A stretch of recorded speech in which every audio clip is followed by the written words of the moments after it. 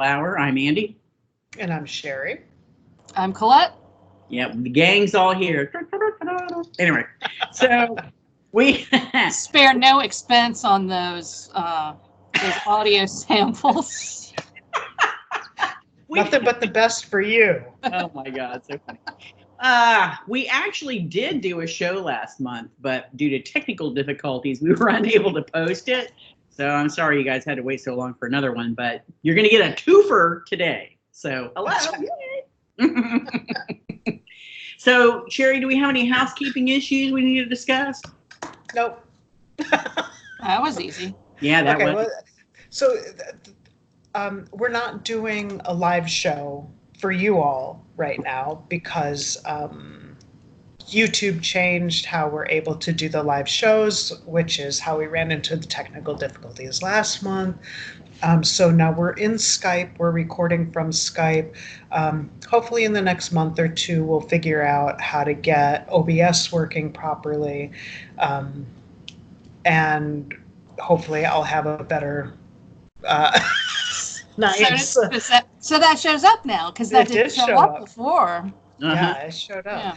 Yeah. For those who are just listening and not watching, Colette had a thumbs up reaction that came up. So that was pretty cool. So Skype is actually a great way to do this. And we may just continue to do it, but we can't do anything live with you guys watching as we go, which may be good, maybe bad, depends on how you look at it. Well, this way they can pause it and go back to hear every delicious comment. Oh my God. That is true. Yeah. That's They can really kind of pour over the nuance. Like sticky gravy. Gotcha. Yeah, wow. like protein, I guess. I don't know. Gravy. So last month, we actually talked about Orphan X, which the first book in the Greg Hurwitz series. And honestly, at this point, I don't remember diddly-do about that story because I probably listened to 3 audiobooks since then, besides the reading assignment for today. Yeah. But hopefully, between the 3 of us, we can kind of recapture that magic. Oh, yeah, we will cobble together. Because, we talked for an hour and 20 minutes about that thing. And now I'm like, what was it? And it was brilliant. Every the word. Analysis, it was just incredible. Yeah. It was quite possibly the best, most in-depth psychological analysis of any book we've ever talked about. And I'm just so sorry that you guys missed out on that. I'm really sorry. Everything you ever wanted from this podcast was in the last episode that you we laughed, we cried. Experience. It was incredible. It was incredible. There was crawling under the desk. There was a lot of stuff. There was. Sherry was ugly crying. It was just. It was something. Snot running everywhere. It took me days to recover from that show. I can believe it. You were just so moved. Wow. So, Orphan X. Wait. Before we get into the story, what's everybody drinking? I'll go first. Okay. I'm having some orange flavored water. I think that's what I had last time. Yeah. I'm having Diet Mountain Dew. The gamer's delight. That's true. This is my standard beverage that I drink most of the time. But I had so much to drink last night that I'm having Diet Mountain Dew. Was something special about last night that you was there an occasion? No, but I opened a bottle of Prosecco, and that stuff doesn't stay fizzy. No, you got to drink it right away. And I did. And then you just drank Prosecco by itself? You didn't make a Bellini or nothing? Oh no. Didn't we have Bellinis one Christmas show? Probably. Someone may have, but I would. Not you. Because usually they're peach, and there's pulpy, fruity mess in them, and a cannot. Not the way I make them, but pear. Pear? Pear. There's an Italian cookbook that I have, and it had a recipe for pear bellinis, and I made them. Oh, it was delicious. I mean, so I'm totally down with, like, if you added pear juice, right? Frequently when I have champagne or Prosecco, I will add bourbon soaked cherries and a little bit of the cherry juice. And that is delicious. But I just have an issue with the pulpy, it's thick, and I don't want thick. Look on your face is priceless. I don't want shredded up pulpy gritty I just want to take a screenshot of your face when you're talking about that. You can. And now I can. You are absolutely wow. And what have I done? I'm having apple peach hard cider. Oh, that sounds good. With very little food in my system. So if I fall over, don't worry. I got padding around me just in case. Just continue. I see you've got your columns, your new columns back there. My new columns. Can you see both of them or just one? Yep, no, both of them. You can see them both. Marcello put those up. They're only a loaner. You can listen to this bullshit. These are marble columns, and they're in sections. And he got them, I can't remember who he got them from, but anyway, but they're like, I don't know, they're crazy expensive. They're like $15,000 each. Ridiculous. And I guess they came over from Italy. I don't know. But the story is, he had them in his shop, and he kept being petrified that they were going to fall over or crack or somebody, because my brother owns his own decorating welder business. I don't know how to say it. Anyway, so he'd been nagging me for like the last year. Well, I think the columns would really look really good in your house. I'll put them on a platform. And I kept thinking, oh, this is just going to look gaudy as shit. So finally I relented and said, okay. He said, but they're only a loaner. When I move, I'm taking them with me. Whatever, dude. Okay. Because I was like, wait, so he gifted you the $15,000 marble columns? Yeah, but no. That's just about $30,000 right there. They're 15 each. Yeah, that's amazing. Yeah. So I said to him, when I first started putting them up, I'm like, God damn it, I don't know about this. And now the more I see them, the more I'm thinking, oh shit, I really like him. What the hell am I going to do when he moves and takes them with him? So now I'm already thinking about just get him a nice fruit basket or something. Call it even. He'll forget. Don't worry about it. He'll forget. So here, I got you these, and you can make fresh bellinis with this. Nice mushy peaches just for you. Yeah, nothing like hot, soft, pulpy fruit to mix into a perfectly good drink to ruin it. Maybe a little banana in there to give it a little extra thickness. Well, I told you that I got the creme de banane that has the monkeys on the label, so I don't need pulpy bananas to add banana. That's true. All right. Yeah, that's that shit out. It's all right. All right. Okay, so now that we're all back to the book that none of us remember. I remember it. I've read it twice. I remember. So we're going to talk about Orphan Eggs for a few minutes, just to kind of get back. Just a few. Right. And then we're going to go into, oh goodness gracious, then we're going to go into The Chaperone by Laura Moriarty. So brace yourselves. It's a twofer. All right, there's not really anything similar about these two books. No, absolutely. They have words. Yep. They were written by a human. Yep, in English, and that is where it ends. All right, so you want to kick it off by telling do a little summary of Orphan X? Yeah. I'm looking forward to that. Let's see I'm not even going to look it up. I'm just going to go from memory. We'll see how it goes. So Orphan X is, like Andy said, it's the first in the series of the Evan Smoke series books. That's right, that name. That's right. My dog is here. And he weighs 600 pounds. She weighs 100 pounds, and I'm going to have to close the door because legit 100 pounds? Yeah, like legit. Come here, Simon. Wow. Come here. Let's see, like 20 of those pounds. Beautiful. Unfortunately, she is part of your blurred background, so we didn't really get a lot of detail. She's in the witness protection program, Right. so I have to be really careful with how much of her I show. Hold on one Right. second. What a character. Okay, so Evan Smoke, part of the Orphan X program, he is Orphan X. He's part of the Orphan program. So when he was a young boy, he was picked up and made a part of this like elite assassin, the secret assassin organization. And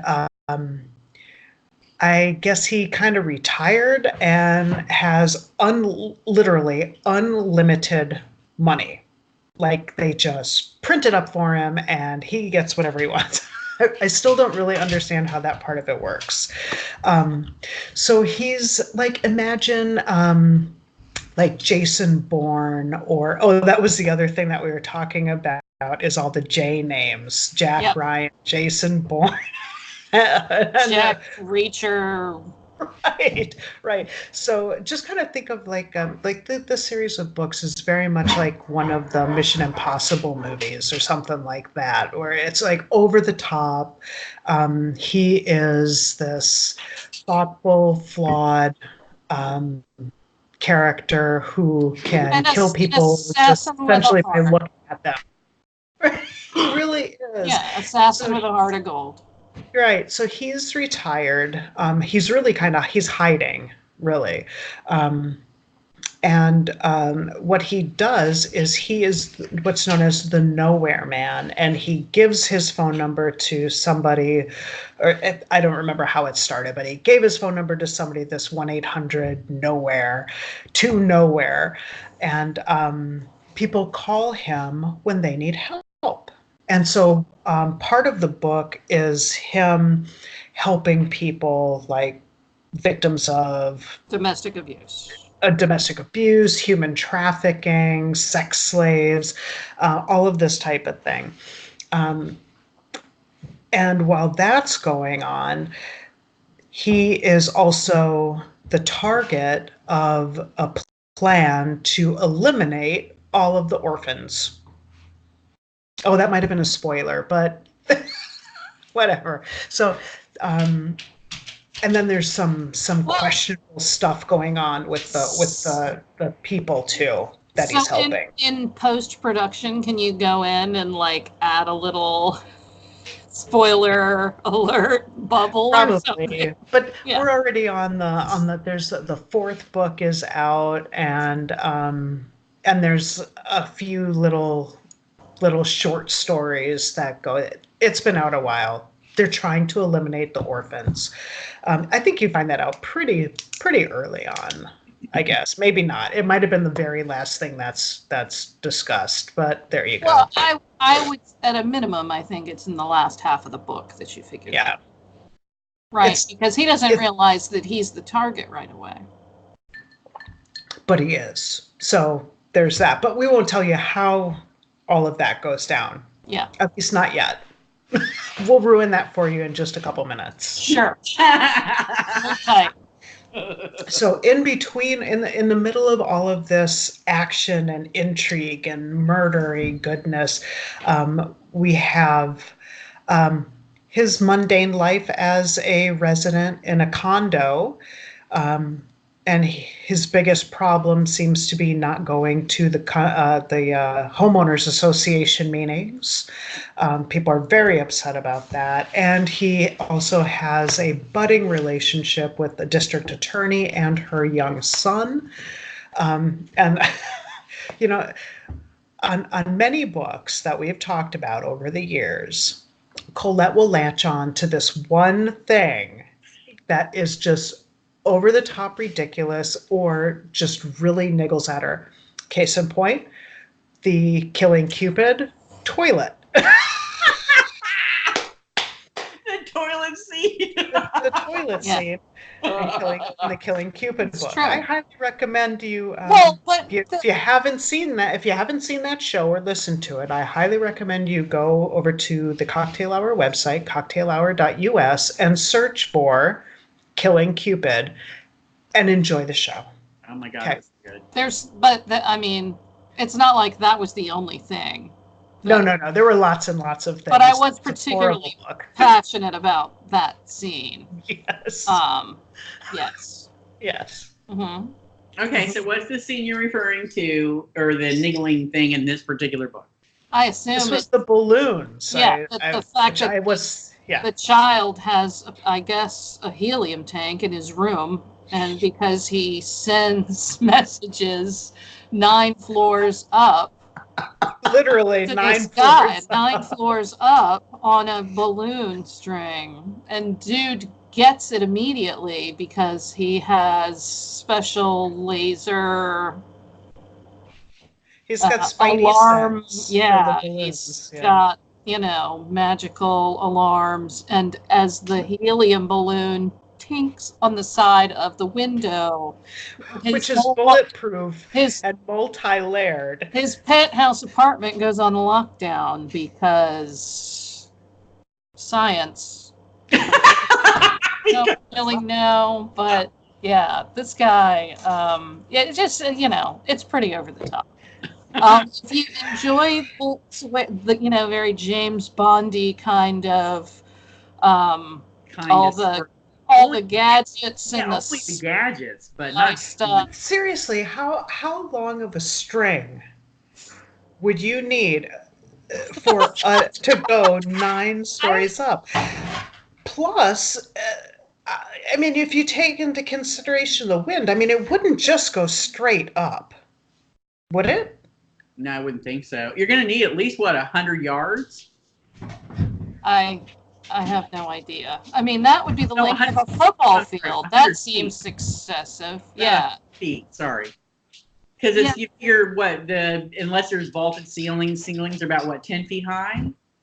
Mm-hmm. So you're going to need about 100 feet, maybe? Yeah. 100 feet? At least. That's insane. And the higher you go up, the more wind you're going to get. So. Yeah. So pretty crafty kid. Yeah, no kidding. Mm-hmm. And he would always attach a little note. Aww. Like, do you like me? Yes or no? Will you marry my mommy? Yes or no? Yeah. So it was not perfect. No. I think my favorite character is Candy Kane or whatever. What was her name? Candy McGuire? Candy? I don't know. Something. Oh, that just reminded me.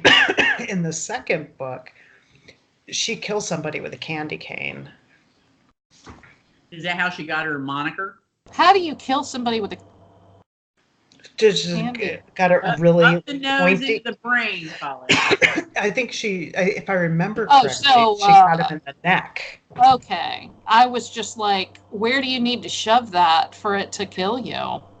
I think in the jugular. I was thinking the urethra, but okay. Oh! Your way is probably much faster. But this is why I am not an assassin. Oh my God. No. It would just be like, why aren't you dead yet? I've cut off your genitalia. Why have you not died? It's very uncomfortable, but I'm not dying. Why am I having visions of Smokey Bender at this moment? Oh. What the hell happened to Sherry? I don't know. I'm right here. I'm trying to manage the dogs. They're both here now. They were upset that they had been locked out. TJ's outside watching football. Outside? Outside this room. Oh, okay. I was like, you make them watch it outside? That's kind of messed up.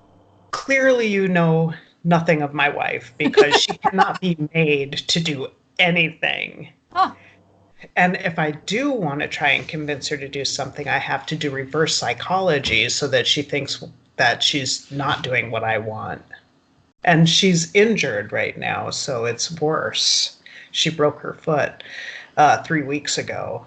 And that has not been a pleasant experience. Trying to keep her stationary is not easy. So, yeah, it's been good.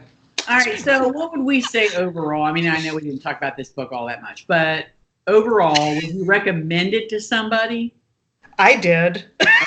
Yeah, I did. she recommended it to us. Yes. I would say no, because I just found it all kind of tropey, and there were just a number of implausible things.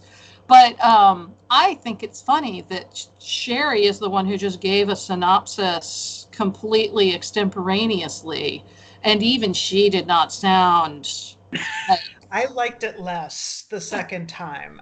I do think and I told, and when we were having our really awesome conversation about this last month, I did say that I believe that the books get better and better. Well, they got books to go.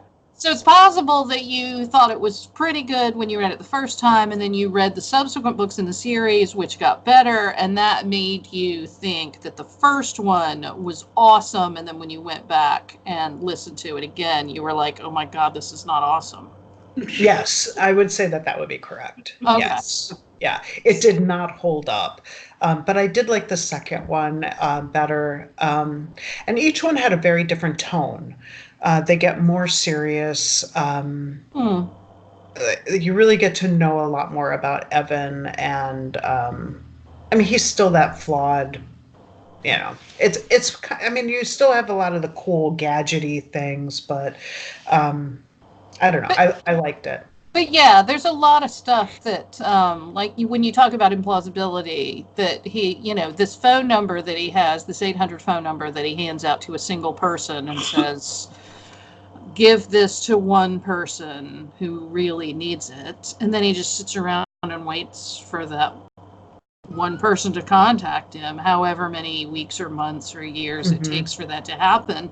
But so, the phone number is routed through a bunch of servers, and then it's constantly bounced to other things so that it can't be traced, and he has access to all these bank accounts to fund things, and he lives in this very large penthouse in this swanky apartment building, and like Sherry said, you don't really know where that money is coming from because he's no longer part of the Orphan program, right? He walks away, yet he's got a lot of money, and it's is he stealing it? Did he embezzle? I never got that impression because even Jack, I mean, he seems really on the up and up on everything that he tries to do. So, even when he's trying to help these people and right the wrongs that are being perpetrated against them, right? He'll just be like, oh, you just inherited $80,000 from a relative that you didn't even know about. He somehow is able to wire tens of thousands of dollars into these people's bank accounts so that they don't have to start over from scratch. Yeah. But, I mean, where are his resources coming from? None of that makes any sense. I'm going to tell you the same thing that my wife tells me. It's pretend. Yeah, I would figure he amassed a great deal of money in overseas accounts, and that's why he can retire and do what he wants to do. I mean, that was always, to me, the assumption. Oh, I think they did talk about offshore accounts and things. But he only went on a dozen missions ever. Yeah. Yeah. No. Yeah. No. He started before when he was retired. Yeah. Yeah. Was it? Yeah. Because I was like, what? They were high. Does he get $1 million per? Because how is he? Yeah.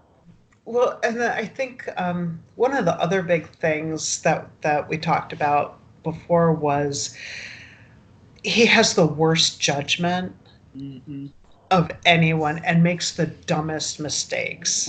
But again, brain candy, pretend. But does that make him more human or likable? I mean, if you got somebody that's been trained for years and high profile, I mean, high profile is in training, not as in, everybody knows who he is. But and you gone limited handful of missions, so you're like one of the top dogs. Why would you make stupid fucking decisions? Right, like, exactly. Yeah, and he's yes. Yeah, like he's supposed to be, he is the number one orphan, except for that other dude. Yeah. Orphan, Whatever. oh, Yeah. or I think it Orphan was. Zero or whatever. I don't know. Yeah. Orphan Q. I don't remember. Some other orphan who was the number one until Evan came along. But really, he's not very good. I don't understand. And I didn't get that until, or maybe I did and I just forgot. But as I was reading it the second time, I'm like, wow, you're really bad at this. See, I mean, I get the whole it's pretend, but I think I would be more forgiving if he rode a magical Pegasus and had, a vegetable garden full of talking yams. But that's not this book. No. Can you write that? Because that would be awesome. Can you put that in your next book? Maybe. I don't know where the talking yams will really. Maybe If you can ride around on a magical Pegasus, you can fit in some talking Ain't yams. that the truth? Maybe it'll just be an acid trip or something. Maybe. That would be a lot of fun. Sherry, you've read a few of the books in that series, right? Yeah. Please tell me he doesn't hook up with that district attorney and her kid. Like, they don't get married or have a relationship, do they? They don't. No. Oh, thank God. Okay. Yeah. I know, because that would have just been too much. But no, they don't. Way too much. They Okay. don't. I think she's in the second book again. But I don't think she made it to the third. Okay. But, Candy McClure, that was her name. Candy McClure. Yeah, I really liked her a lot. And I liked her even more in the second book. She's just ruthless, and I liked her a lot in the second book. Nice. So, yeah. So if you feel like this is something that just, little brain candy that you got some time to kill, and you need a break from romance or stabby murder, you can give this one a shot. Well, this is a little stabby. Well, it was a little stabby. Yeah. Mm-hmm. All right. If you like Mission Impossible movies or Jason Bourne movies, you might enjoy this. Okay. And now we can move on to the Chaperone, which was another Colette recommendation. Mm-hmm. But I really liked it. So awesome. And I have to second what Sherry said. I actually really liked it. In fact, when I was messing around on Amazon, the Chaperone to see what else the author Laura Moriarty did, excuse me, Julian Fellows did a masterpiece presentation. How long it is? I started watching it. I bought it. It's but Elizabeth McGovern, who narrates the story in the audiobook, is actually the main character in the little, I would call it like a made-for-TV type thing. Yeah, it's PBS. Yes. What are you talking about? Are you talking about Louise Brooks? There is a movie of this book that was made for PBS, and it stars Elizabeth McGovern, who read the audiobook of this. The thing that I thought was funny, because that's something that I realized in the last day or so as well. Mm-hmm. But because it's PBS, you can just go to pbs.com and stream it for free. Org. Whatever. Sorry. But the thing that I thought was funny is, I think the role that Elizabeth McGovern is probably most known for is Cora on Downton Abbey, right? So they change her character's name in the PBS show because this character is also named Cora, and I can only assume that it was on purpose because they didn't want to confuse people. Maybe. Wow. It's it's a similar era, and it would be the same actress playing someone of the same name. So I think I can't remember what they changed her character's name to, but I was like, huh. Okay. Was it Dora? Yeah, I think it's Flora. Flora, I think. I only watched the first 15 minutes. I just didn't get to finish it. Huh, interesting. Yeah, I tried to watch Downton Abbey, but it was like watching grass grow. But I liked it. I know a lot of people did. But I've liked finish it though. Oh, you didn't? I've liked Elizabeth McGovern since the 80s. I mean, she's been around for quite a while. And I think it's just... they named her Norma. It's Norma? Okay. That's a good Kansas name. Yeah, isn't it? So, I don't know. It's a combination of the dark hair and the blue eyes. I don't know. Something. But I thought she did a really good job narrating this audiobook. Mm-hmm. I really... Should we give a synopsis? Yes. Sure. Do you want to do it? Oh. Colette? Yeah, you can do it. Oh, no, just do it from memory. Oh, all right. Well, I am not going to remember names and stuff. But so basically, this book, even though there's a little bit of time jumping, starts in 1922.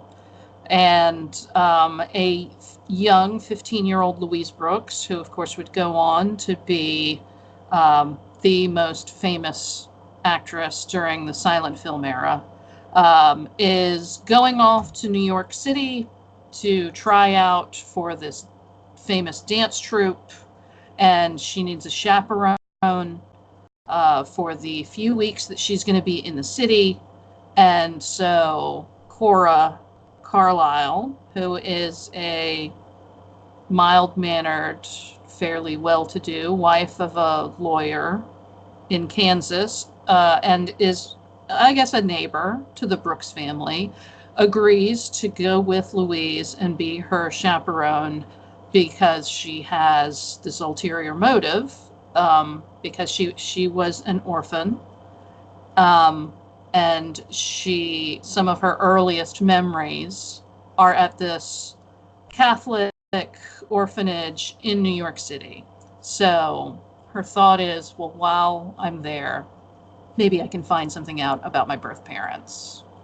So honestly, I picked this because I like the time period, but also I thought this was going to be hilarious and not hilarious. No, hilarious.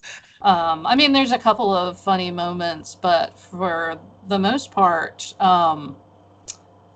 these people have some hard scrabble lives, even the people who ultimately are somewhat well off. But I still ended up really, really liking it, even though it took me a little bit of time to get into it, right? Because, I mean, so we meet Cora, and she's kind of stuffy, and she and all of her friends who are joining the Klan. I know. I was like, what? Yeah. What's really amazing about this story is you can see her eyes slowly being opened, that the Victorian ideals that she grew up with is just bullshit. And she's learning as she goes along and has these experiences that nothing's black and white. Nothing. Yeah. I mean, in her marriage, in her friendships, nothing. And the way Laura crafted these words just kept me enthralled. After I got out of the Ku Klux Klan thing in like the first 5 minutes, it just kept me glued. I just did not want to stop listening to it, because you're like, what's she going to learn next? What's going to happen to her next? What the hell's going to happen? What's Louise doing? She's running out. What the hell's going on? Because I just knew when I was listening to the story that Louise was going to hightail it. Nobody was going to see her, right? And then the rest of the book was going to be, oh, Jesus, Cora trying to find out where the hell she is, right? Uh-huh. But that's not what it was at all. And I do have a confession to make. I have to hold my hand up. You guys watch Archer, right? Yeah. Remember that episode when they were doing that, when the spy agency hired the Germans to fake kill somebody so they could get a contract? Remember that one? Yeah. Remember the old lady and the 18 or the 17-year-old wanted to put a pillow in her midsection, talking about yes. Remember that one?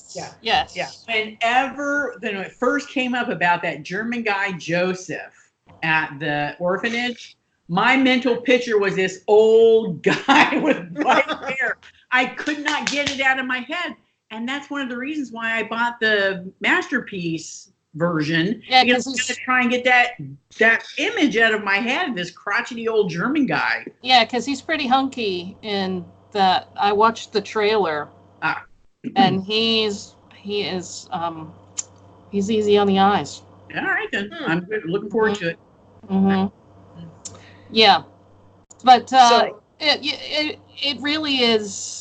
It really is cool, and it's kind of perfect because she's what, 36 in 1922, right? Yeah. She's still wearing a corset. She's still very much a product of the Victorian era that she was born into, and what is proper and what is acceptable and what people might think or say. Yep.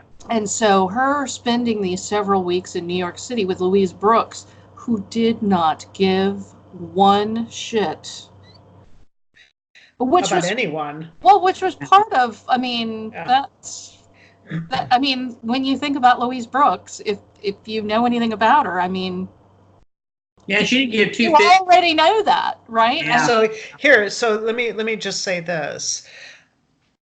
As I was listening, I was like, that name sounds familiar, because I have no real experience in watching old films, especially silent films. I'm not up on the golden age of Hollywood or anything like that. So as I'm continuing to listen and things are going on, I'm like, damn, is she writing about a real person? So I right before we started, I went ahead and I just Googled them, like, oh yeah, it sure was. And I was just looking through the Wikipedia. Did you know that she helped, or her father helped throw somebody's body in the East River? Oh my God.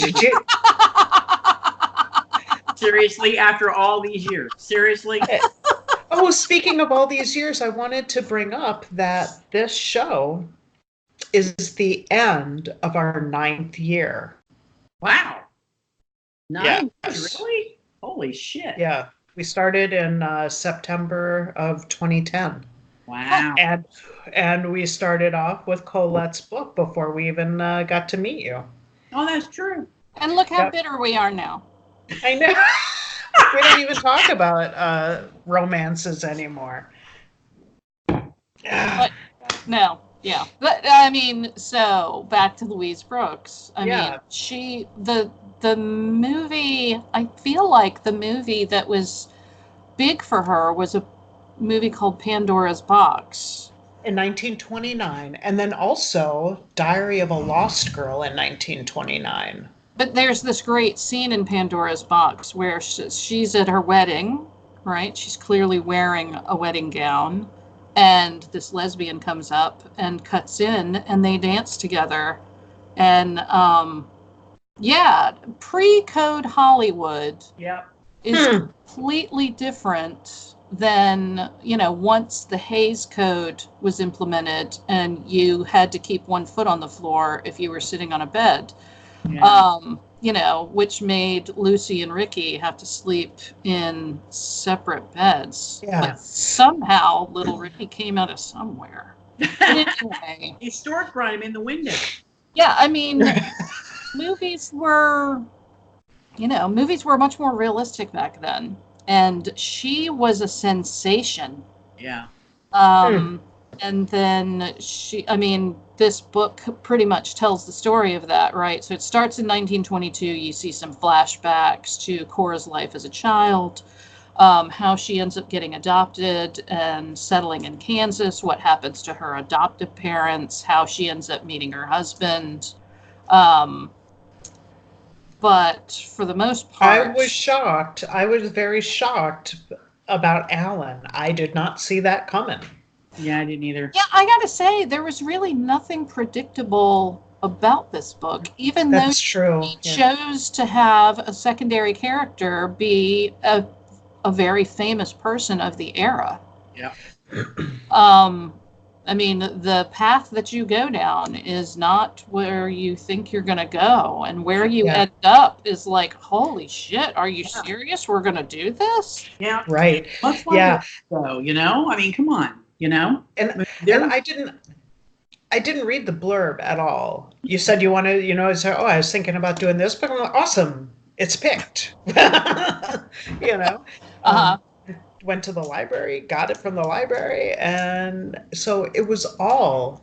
I mean, every bit of it as it unfolded, I had no idea what Hmm. was going to. I kind of thought it was going to be a funny thing about the chaperone in New York, Kansas lady in New York, and it was not at all. It was so Well, good, though. I really enjoyed it. I mean, yeah, it was, but that's not all it was. That was kind of a.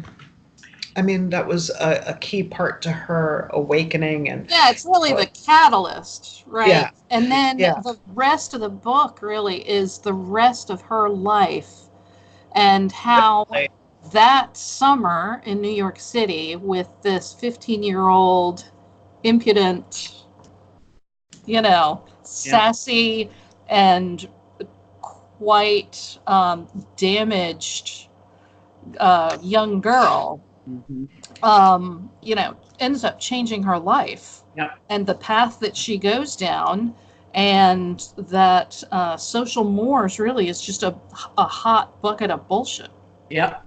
Yep. yeah. I love the way she, there's a scene in the later chapters when Cora is back in Kansas and years have passed, and she's having lunch with the ladies who lunch, and they want her to sign a petition Oh, yeah. about the pharmacist having a display of condoms and how it's awful. And she's like, I'm cool with it. Bye. And I was like, rock on, Cora, and she really did. I mean, there's a line that she says something to the effect of, who would have ever have thought that I would end up here? But you know what? I grabbed this. I wanted to live a happier life, and I did it. Yeah. And On her own I, terms. Yeah, right. absolutely. And I think Yep. she said something like, I'm lucky, but no, I did this. I made conscious choices, and I was like, rock on, good for you. And Yeah, and she I really did. I think that's why at the outset it took me a little while to get into it because, she's such a prude and she's so judgmental. Um, but then, the further that you get into the story and the more that she loosens up and the more choices that, I mean, that really this book is like the evolution of a 20th century progressive. Yep. Yep. Yeah, yeah, it really is. And Yeah. so by the end, I'm like so into it. Yeah. Because I'm like, yes, Yes. Yeah. And then, so a few days ago, I had let Andy and Colette know that I still had several hours to go. I didn't know if I was going to be able to finish it in time because work's been busy and life. And Colette had made a comment that it might be okay if you don't finish it because there are some things that are not real cool, and Mm-hmm. it might be upsetting. And as soon as I got to that part, I'm like, oh, this must be what you're talking about. And so And all of that is true. I was, and I didn't realize that until toward the end they talk about Louise Brooks writing her biography, a biography of sorts, a memoir of sorts, um, and how all of those things were mentioned in there. So she had been molested as a child, and she was like 9 years old, and her mom said, "Oh, you must have let him on," which was exactly what my mother said to me Mm-hmm. when the day she found out that I had been molested starting at age 4.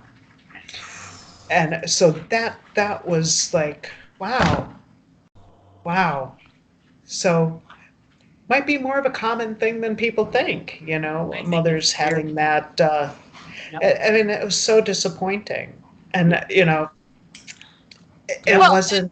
Yeah, it was also interesting that Louise, I mean, and you can only assume that this is a defense mechanism, right? That she takes the viewpoint of, no, I enjoyed it. I mean, initially when she was 9, she said, well, I just went in his house because I wanted the popcorn. I just wanted the popcorn. But then she, later, confesses that she had this relationship with her Sunday school teacher who was, what did we determine? She was 12 or 13. 12. Yeah. And this dude's in his 30s. And so, so it was nice that Cora figured out a way to shut that pervy old piece of shit down, without getting super confrontational or anything. But it's that is kind of an epiphany for Cora, because she has spent the beginning of the summer telling this girl, look, you don't realize you're being provocative with strange men, and you don't understand. You're putting yourself in a situation where. What is the phrase that she kept using? She was compromised. You could be compromised, right? Yeah. And that nobody wants unwrapped candy.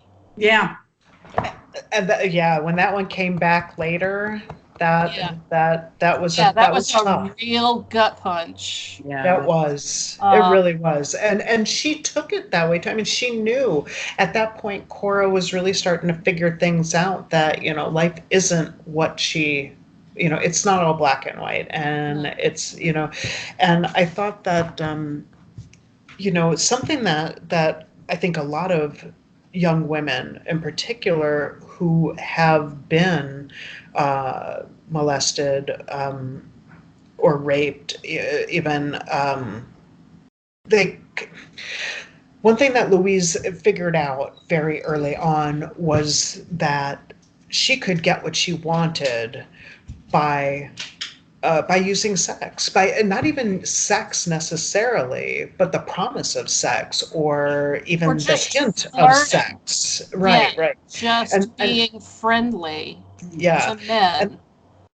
And as I was growing up, what happened to me when I was a small child happened repeatedly through my adolescence and early teens, to the point where I figured out how to use it too, and I think that's pretty common. I think a lot of young women who are taken to be promiscuous or overly flirtatious, I would venture a guess that a lot of them have had that early education that, if that's where the positive attention comes from, So it was interesting to see that both with Louise and with Cora's reactions to that.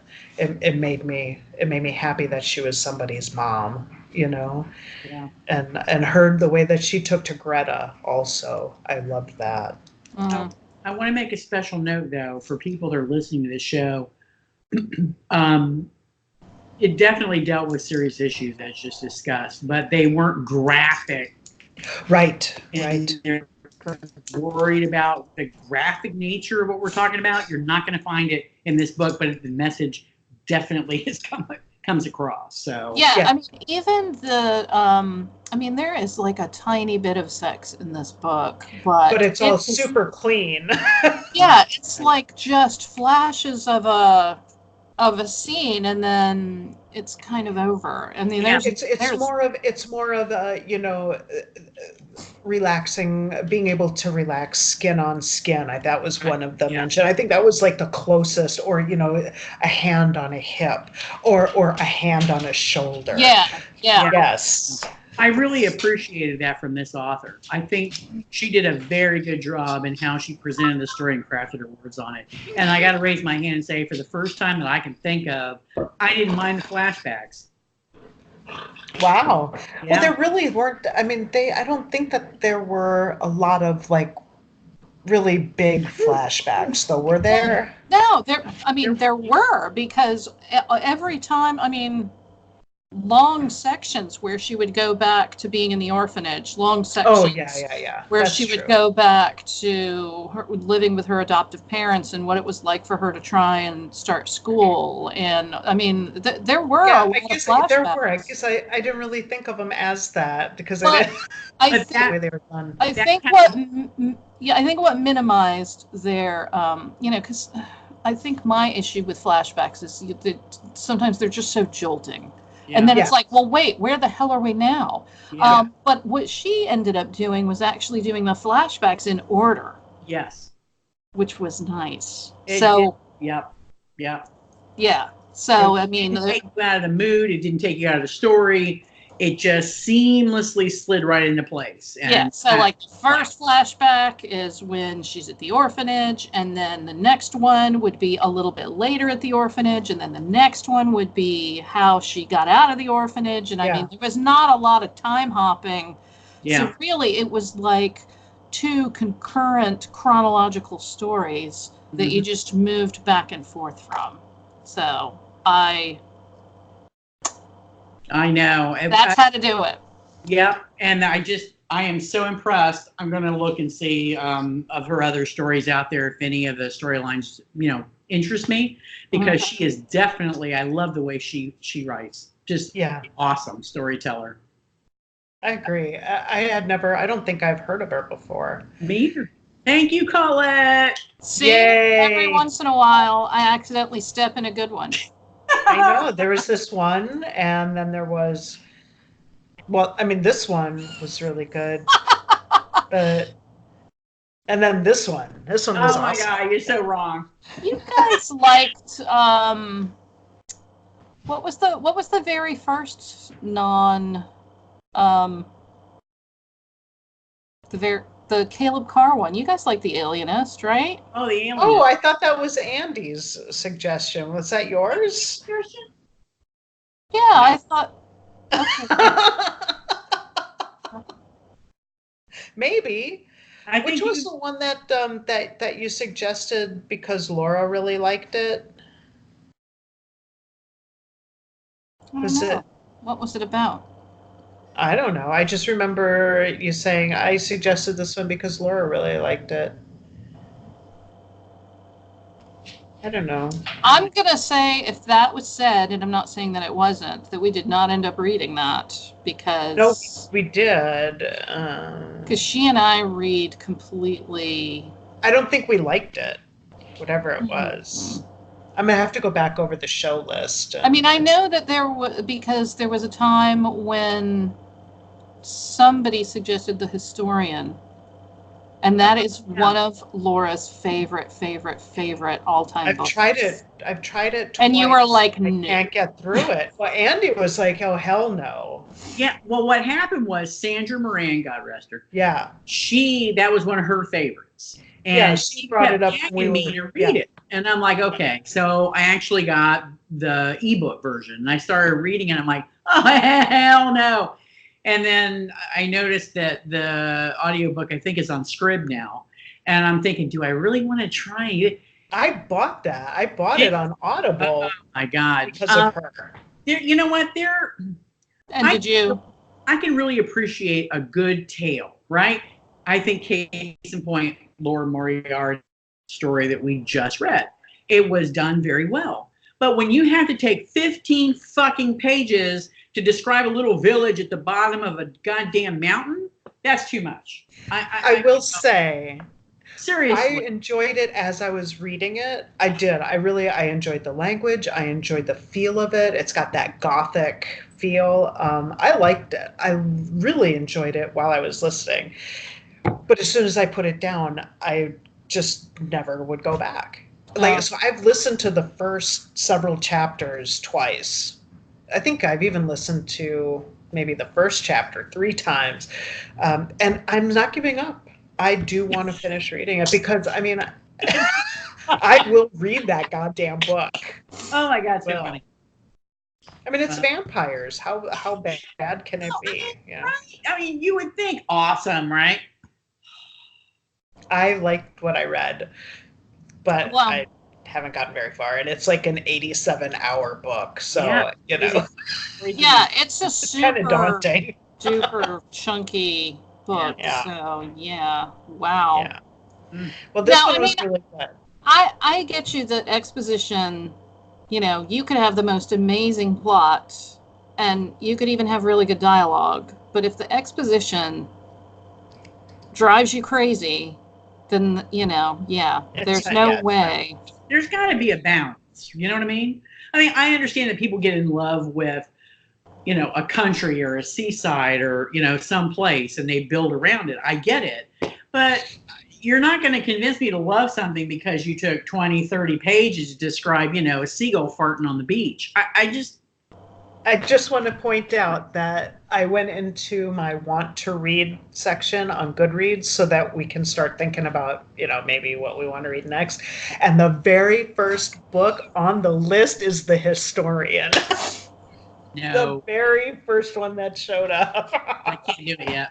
Yeah, and maybe it's just me and I'm lowbrow, but if you want me to appreciate, your seaside town, I don't know, do something like the opening scene of Beauty and the Beast. Sing your little bonjour, bonjour. Right? There's the baker, there's the tailor. Look, it's a bookstore I come into a lot. Okay, done. Right. Yeah, I'm with you. Yeah. All right. So I didn't even realize there were vampires in there. Oh, yeah, I didn't realize it the first time, and then I went back to see, I need something to help me get motivated, so I looked at a few reviews, and that's when I found out. I've never seen a bad review of the book, actually. Yeah. But not that I've sought out a lot of reviews, but the ones I've read, I don't know. Too much.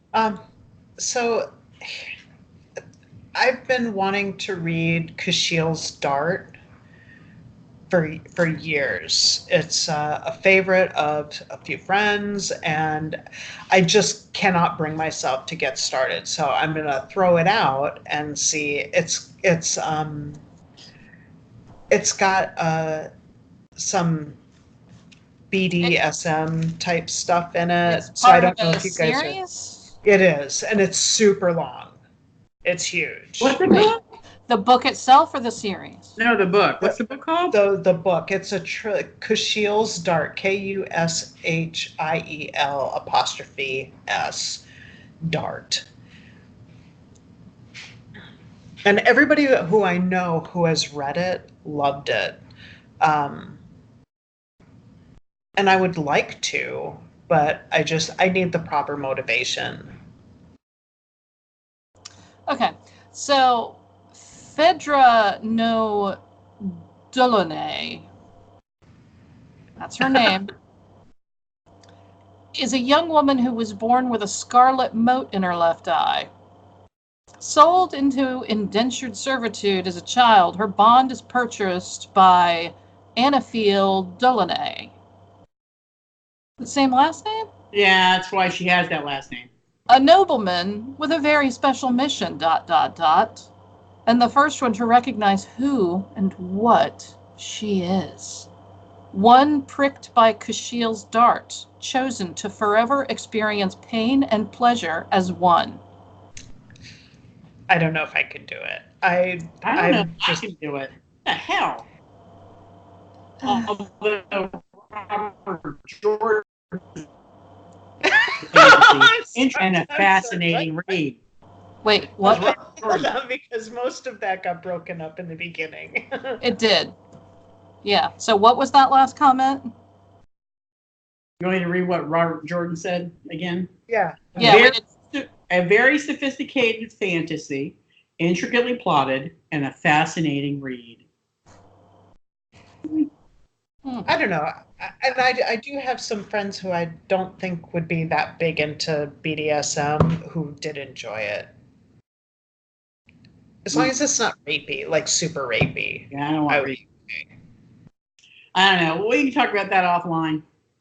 All right. That does not sound like a yes. Oh my God. So we won't be reading that one. we may not be reading that one, but we'll talk about it offline. And yeah, I think we got to wrap this one up, you guys. All right. All right. Well, it's been a joy, and I'm going to assume that everything worked beautifully. Until next month when we get to do 3 in one. If this didn't work, then we read Orphan X. Give it a shot if you want. We're not doing it again. And then, I have faith. I have faith that this worked. Okay. So thanks all for tuning in. We'll see you again. We don't have a date set yet. We will get you that. Well, no, we don't really need to because we're not doing live anymore. So screw it. We ain't going to get you that. We're going to post it when we post and we'll let you know on Facebook. So thanks for tuning in. Tell your friends and go buy Laura Moriarty's book. Yeah, it was good. It's good. I'm going to go watch the PBS thing. Cool. All right. Ciao. All right. Bye, everybody.